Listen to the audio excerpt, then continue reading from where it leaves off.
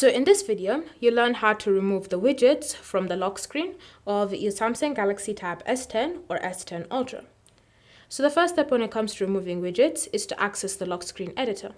Now you can do this by navigating to the Settings app and then scrolling and selecting Lock Screen.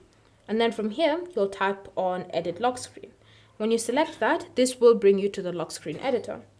Alternatively, you can always choose to just navigate to the lock screen directly.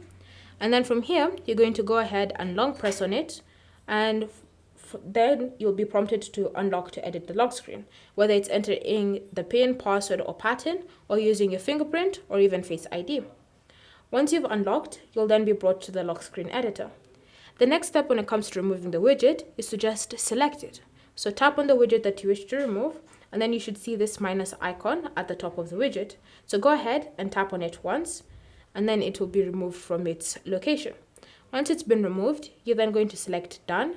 And now whenever you glance at the lock screen, you'll notice that the widgets that were previously there have been successfully removed. Thank you for watching. If you have any questions or comments, leave them down below and we'll get back to you.